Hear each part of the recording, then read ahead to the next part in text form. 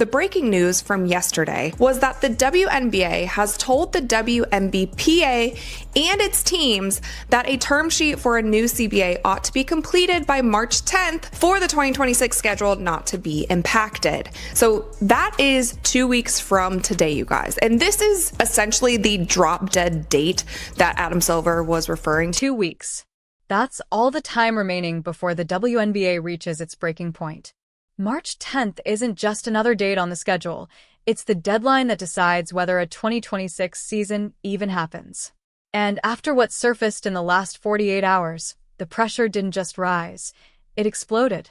The league just made one of the most strategic chess moves we've seen in these negotiations, and now it's forcing everyone to make a choice. Quite surprised that it's this late because if I'm going to be totally honest, I would have predicted that the season is already going to start late. Even if a CBA was agreed upon today, I was under the assumption that there was far too much to get done in that amount of time. Yes, we still have 2 months before the WNBA season is supposed to start, but you still have 3 drafts to do, 2 expansion team drafts, and then obviously the WNBA draft, and then you have over 100 players who are free agents. So it's a lot of things. Here's the timeline that truly matters.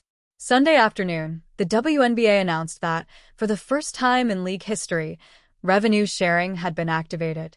$8 million went straight to the players, roughly $50,000 per player as a bonus no one expected. Then Monday morning, less than 24 hours later, they issued the March 10th ultimatum. That isn't a coincidence. It's strategy. The league is essentially saying, look at what just hit your bank accounts. That's what momentum builds. That's what growth provides. Now picture shutting down that momentum with a work stoppage. The timing is precise, and it's crafted to flip the entire negotiation dynamic in a single weekend. Players said that the league notified player leadership earlier this month that they hit the benchmark. The 13 teams will receive a total of $8 million from the league to disperse among players. And $8 million, if you do the math, that's about $50K per player, which is a pretty sweet bonus for these players. Now, this is the first time in WNBA history that they have triggered this revenue sharing model. And I think some people are overreacting to this news. I think overall, the way that we should react to this news is that this is very good news. Let's break down what activating revenue sharing actually represents, because some people are acting like the league just declared profitability. That's not what occurred. Revenue sharing is triggered when the league reaches specific revenue benchmarks. It doesn't mean they're running in the black. The WNBA generated enough revenue in 2025 to activate the payout structure from the previous CBA. That's growth. That's advancement. But it's not the same thing as posting a profit after expenses. And here's what makes this so compelling. Caitlin Clark missed substantial time last season with an ankle injury. The Golden State Valkyries were a first-year expansion team still establishing their identity. Despite those constraints, despite not having a complete season from the league's biggest attraction, they still reached their revenue threshold. Now project ahead to 2026 with a healthy Clark, 2 new expansion franchises in Toronto and Portland that have already sold out their season tickets, and the continued surge from 2025.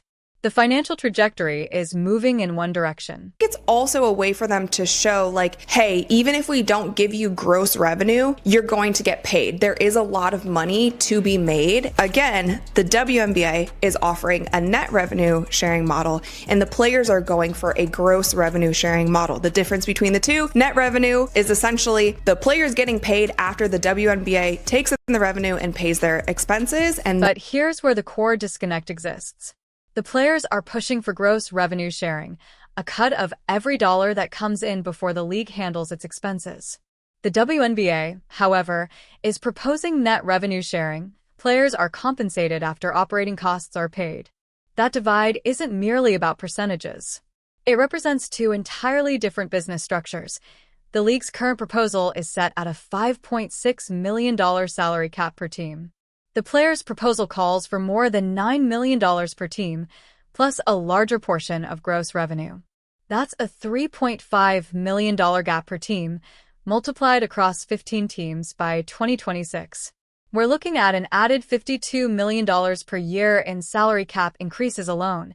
even before factoring in the revenue sharing percentage they're demanding. Done. I think there is a snowstorm happening on the East Coast. Shout out to you guys. I hope that you guys are okay. It is currently nearly 80 degrees here in Texas. Kind of loving this weather, not to rub it in. Anyway, the two sides did swap proposals last week. And if you remember, the Players Association submitted a proposal back in 2025. And it took the WNBA weeks in order to come back with any sort of counter proposal. And I also think that that was strategic on the side. Yesterday, they conducted a virtual bargaining session with more than 50 players on the call, along with union leadership and league representatives. They've exchanged proposals twice in the past week. The players lowered their gross revenue demand by a couple of percentage points. They're sitting around 27% now.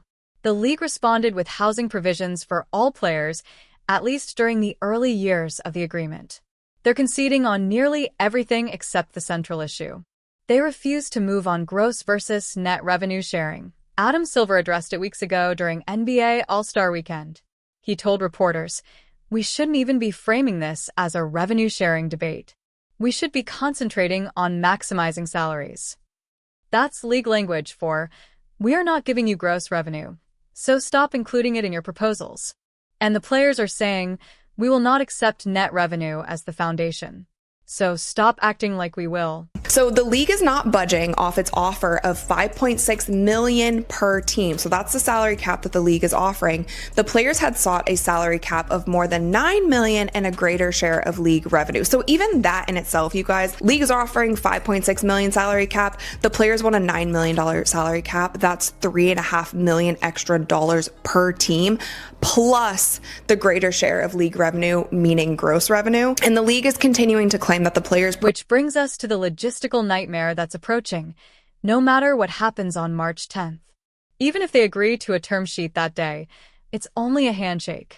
Silver already cautioned about this. Putting a deal on paper takes time. Lawyers must examine every clause. The language has to be finalized. The full contract needs to be drafted, approved, and signed. That process requires at least 1 week, and for something this complex, it can easily extend into multiple weeks, and nothing can move forward until that contract is officially signed. No expansion drafts, no WNBA draft, no free agency. More than 100 players are currently free agents, with zero ability to negotiate with teams until the new CBA is completed. The season is expected to begin in mid-May. We're talking about squeezing months of roster building into just a few weeks. That kickoff date, and these expansion teams are just at a disservice when it comes to that. And so that's pretty much the update, you guys. Like, I don't necessarily want to see another year of 1 year free agents. Like, I would love for some of these franchise players on these teams to start getting locked in, and you start getting, these core players at these franchises, and we truly start to build rivalries, build identities on these teams. And with the new CBA, like, that should be something where some of these players are like, okay, there's max contract players now. I want to be a max contract player. I want to stay with the Indiana Fever. I want to stay with the New York Liberty. Like, I want to be that franchise player for the Toronto Tempo. Like, I don't like the fact that all of this is going to be rushed. However, I think all of it being rushed is still better than a season not happening at all, or a season being delayed, because we still only have around 40 games per season. At this point, I'm just kind of rambling, but that's pretty much the high level updates of everything that is going on in the WNBA CBA. Actually, I lied. Here's why this carries so much weight. Even if everything falls into place and they finalize an agreement by March 10th, we're staring at the most compressed offseason in WNBA history. Annie Costabile reported that several players are already preparing to sign 1-year contracts because free agency will move at lightning speed. Consider what that signals for building stable rosters and shaping real team identity. Start with the expansion franchises. Toronto and Portland are entering this process at a significant disadvantage compared to what Golden State experienced last year. The Valkyries had their roster set in December. They were given months to build connections between players and coaches, to establish practice routines, to launch marketing campaigns around their core, and to allow fans to emotionally invest before opening night. Toronto and Portland won't have that benefit. They'll be drafting players and signing free agents in a chaotic sprint then immediately attempting to form chemistry while the season clock is already running. And it's not only expansion teams affected by this timeline. Every franchise in the league suffers when free agency turns into speed dating instead of a deliberate strategy. General managers require time to assess their rosters, pinpoint weaknesses, and hold meaningful discussions with potential signings about fit, role, and long-term direction. Players need time to explore options, tour facilities, meet coaching staffs, and make thoughtful decisions about where to spend the next chapter of their careers. Instead, we're creating a scenario where choices are made under pressure, where players sign one-year deals because they lack clarity to commit long-term, where teams lose the opportunity to build sustainable cores that generate dynasties, rivalries, and compelling narratives, and that impacts the on-court product.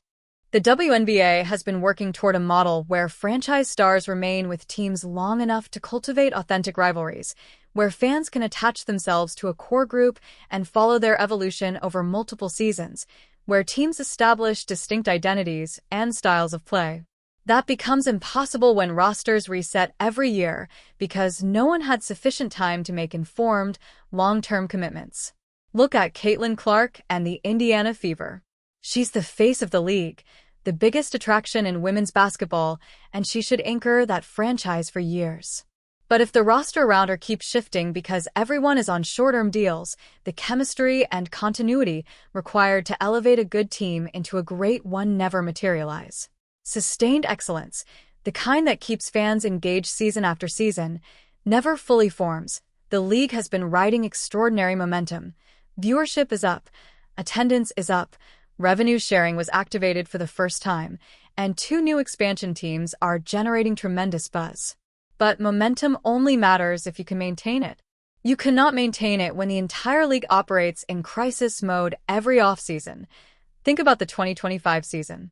The Valkyries surpassed expectations partly because they had the runway to construct something cohesive before the season began.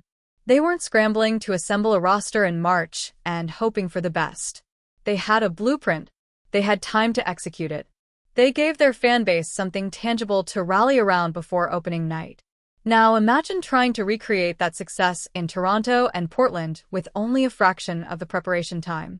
Imagine attempting to build hype, sell tickets, and craft storylines when you don't even know your roster until weeks before tip-off.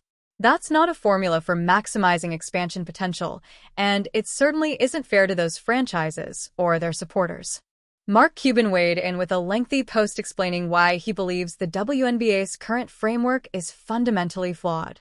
His core argument is straightforward.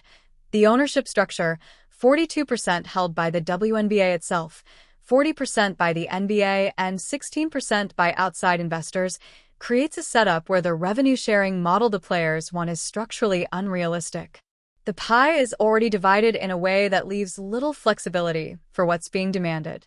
Cuban floated the idea that the league might need a complete rebuild, perhaps adopting something closer to the college NIL approach, allowing players to supplement income through endorsements and sponsorships more directly. Whether that's feasible is open to debate, but it highlights the larger question looming over these negotiations. Are both sides fighting over a system that can never fully satisfy either of them? Here's the hard reality. The players want gross revenue sharing similar to the NBA model, but the WNBA doesn't operate on the NBA's financial base. The league has relied on NBA support since its inception. It is expanding, yes. It is generating more revenue than ever, yes, but it does not function with the same margins or financial cushion that allow the NBA to distribute 50% of basketball-related income to players. The league is offering net revenue sharing and a salary cap that more than doubles current earnings under the old CBA. They're proposing housing benefits, improved travel standards, and a pathway towards significantly higher compensation as growth continues. What they are not offering is gross revenue sharing, and they've made clear that it isn't available. So, what happens on March 10th if neither side yields? Does the league initiate a lockout? Do the players strike? And if either scenario unfolds, what happens to all the momentum everyone keeps referencing? You can't encourage fans to invest in the WNBA, to purchase tickets, merchandise, and League Pass subscriptions, and then halt the season because there was no agreement on revenue distribution. There's also the Team USA situation lingering in the background. Around the March 10th deadline, the national team is scheduled to play South American opponents in preparation for the FIBA World Cup. What happens if WNBA players are locked out or on strike during those matchups? Does that add another layer of complication? Does it apply additional pressure to one side? The most frustrating aspect is that both arguments hold merit. The players are correct that they're undercompensated relative to the value and revenue they help generate. The league is correct that it cannot operate at a loss indefinitely and must maintain a sustainable model. The players are right that women's basketball has been historically undervalued and underpromoted. The league is right that distributing more money than you earn is not a survival strategy. Yet, at this moment, those positions appear irreconcilable. One side insists on gross revenue sharing and refuses to accept less. The other maintains that gross revenue sharing would jeopardize the league's financial stability and will not agree to it. So either someone is bluffing, or we are heading toward a collision that damages the league regardless of who ultimately prevails. That's what makes the timing of the revenue sharing announcement so deliberate. The league is essentially telling players, look at what you earned under the old system during a season when our biggest star was sidelined. Look at the upward trajectory. Look at the potential if momentum continues. Then decide whether you truly want to risk that progress by holding out for a structure we've repeatedly said we cannot support. It's pressure. It's calculated, and it just might succeed, because at the end of the day, $50,000 unexpectedly landed in players' bank accounts under the old CBA. That's tangible money. That's evidence the framework can function. And the league is wagering that tangible proof outweighs any proposal the union can draft. Now we wait 2 weeks until March 10th. 2 weeks to see if one side bends, or if we are genuinely headed toward the first work stoppage in WNBA history. 2 weeks to learn whether this surge of momentum transforms into sustained growth or crashes against a wall of incompatible demands and rigid negotiation stances. What do you think happens? Does someone fold before March 10th? Does the league lock out the players? Do the players walk out?